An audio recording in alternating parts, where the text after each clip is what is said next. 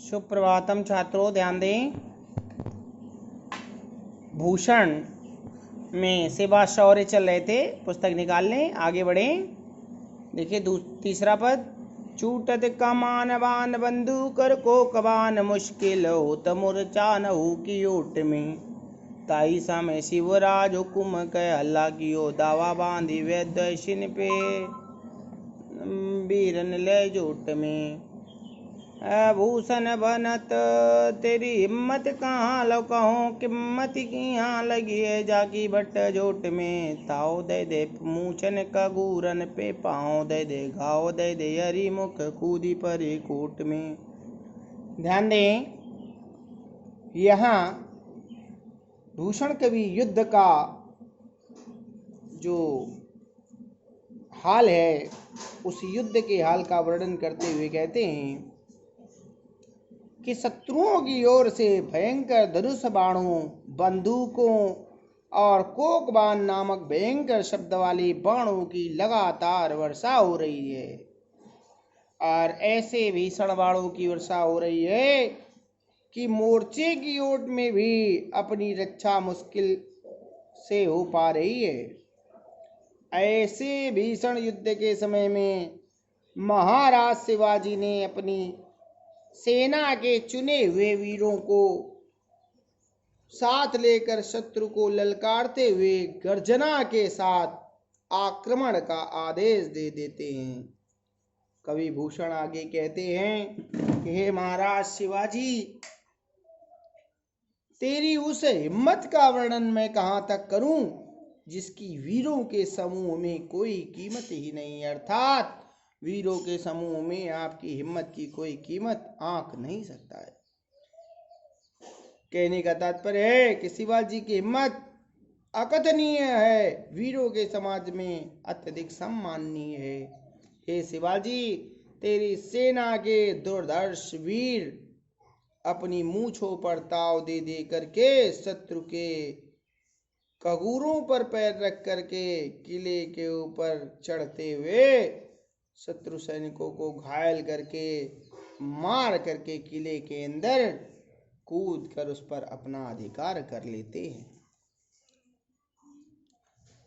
यहाँ भूषण ने स्वयं युद्धों को अपनी आंखों के साथ से देखा था और उसी युद्ध के साक्षात्कार को यहाँ स्वाभाविक रूप से आप तक पहुंचाने का कार्य कर रहे हैं।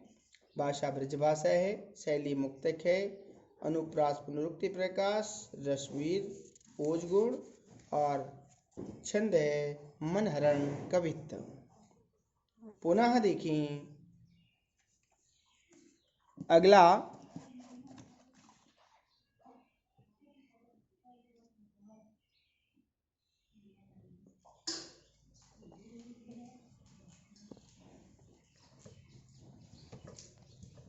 बंद कर दी।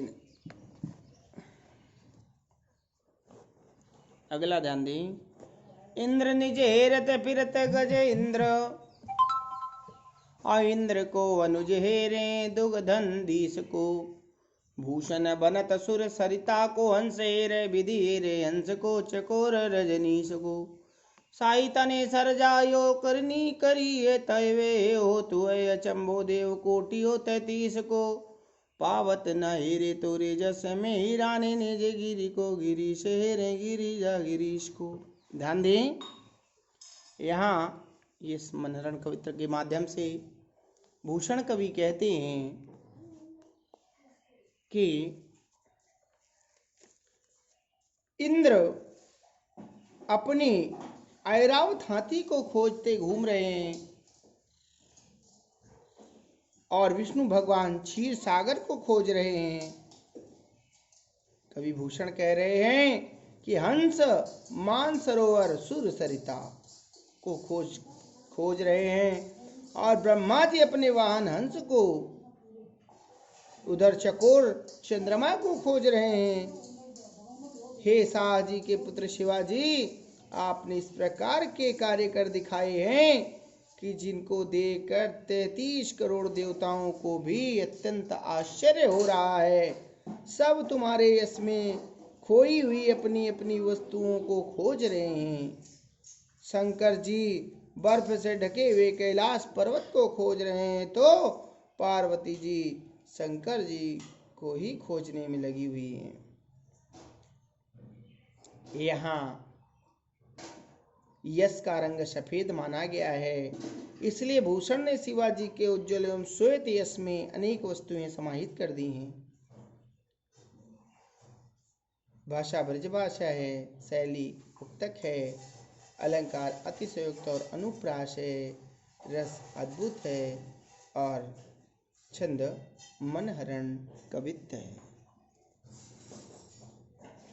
लास्ट फिर से देखें, एक और रह गया है।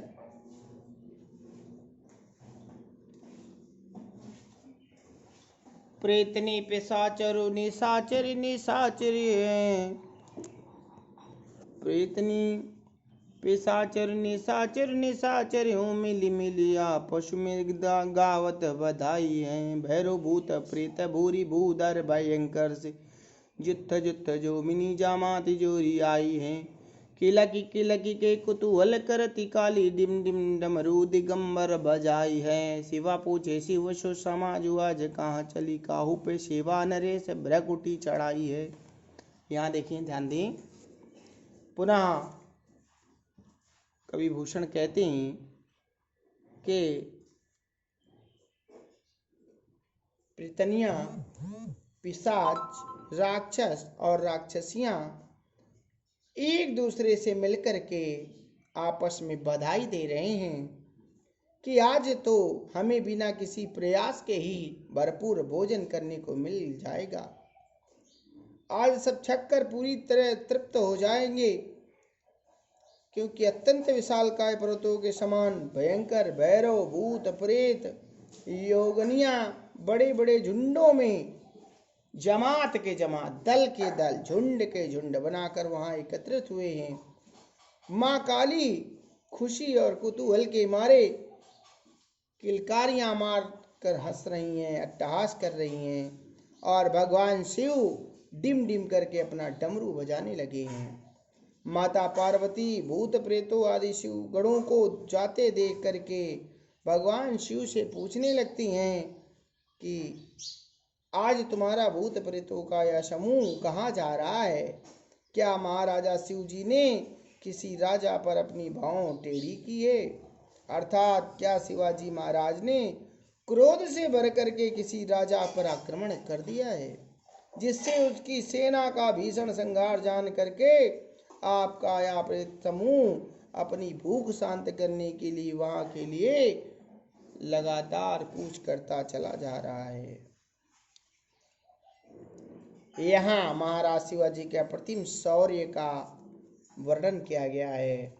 भूतों प्रेत आदि शिव के अनुचरों के माध्यम से मांस भोजी होने का प्रमाण दिया गया है।